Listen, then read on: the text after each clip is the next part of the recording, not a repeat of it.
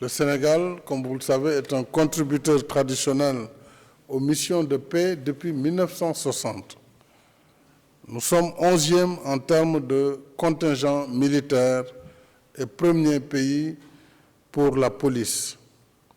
Il y a également une forte présence du système des Nations Unies à Dakar, avec 34 représentations ayant des activités nationales, sous-régionales et régionales. Et nous avons eu le plaisir ce matin de visiter la future maison des Nations Unies, qui va être un cadre efficient qui pourra regrouper l'ensemble de ces institutions des Nations Unies en un seul lieu et qui permettra également une interaction plus dynamique avec le gouvernement, puisque un certain nombre de ministères sont déjà aujourd'hui à Diamniadio.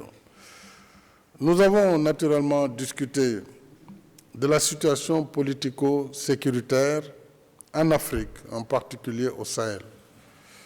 Une situation marquée notamment par la persistance des attaques terroristes et la recrudescence des coups d'État dans la sous-région, en particulier dans l'espace CEDEAO. La lutte contre le terrorisme nous interpelle tous, pays africains, mais également les pays et institutions internationales comme l'ONU, puisque, nous le savons, le terrorisme est une menace globale. Il faudrait donc une réponse globale pour être efficace dans la lutte. En ce mois saint, je suis ici avant tout pour exprimer toute ma solidarité avec les populations, en particulier avec les communautés les plus vulnérables et les victimes de terrorisme. Avec le Président, nous avons échangé sur la coopération entre les Nations Unies et le Sénégal, qui non seulement contribuent en nombre à nos opérations de maintien de la paix, mais accueillent une présence importante de collègues des Nations Unies.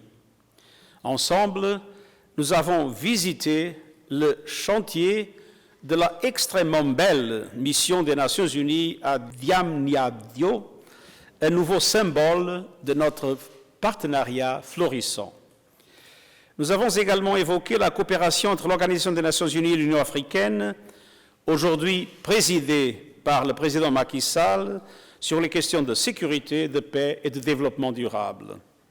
L'Union africaine est un modèle en matière de coopération régionale et nous avons réitéré notre engagement de tout faire afin de renforcer ce partenariat stratégique. S'agissant de l'Afrique de l'Ouest et du Sahel, nous avons évoqué entre autres les efforts conjoints contre le terrorisme et l'extrémisme violent, ainsi que la situation au Burkina Faso, en Guinée et au Mali.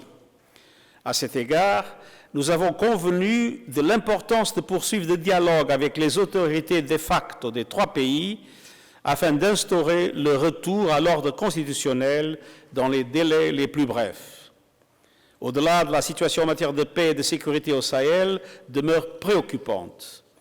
Je continuerai de plaider, comme je l'ai fait depuis le début de mes fonctions, pour des opérations africaines de paix et de lutte antiterroriste robustes, mises en œuvre par l'Union africaine et appuyées par l'ONU, mandatées par le Conseil de sécurité dans le cadre du chapitre 7 de la Charte et jouissant d'un financement prévisible garanti par les contributions obligatoires.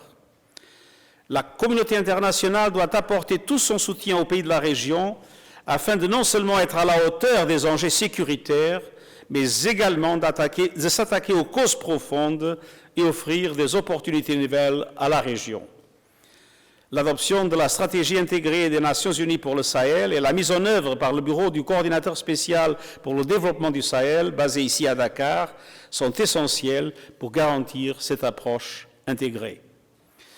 Et grâce aux efforts du président Macky Sall et des pays sahéliens pour restaurer des terres dégradées, le projet de la Grande Muraille Verte trouve un nouvel élan apportant emploi, moyens de subsistance et résilience face au choc climatique. L'évaluation conjointe des défis du Sahel par les Nations Unies, l'Union africaine, la CEDEAO et le G5 Sahel doit permettre d'identifier les besoins en vue de lancer un plaidoyer global de mobilisation de ressources. Sur le grand barrage de la Renaissance éthiopienne, le président a partagé sa vision afin d'assurer une résolution de la situation qui profiterait à tous les pays concernés.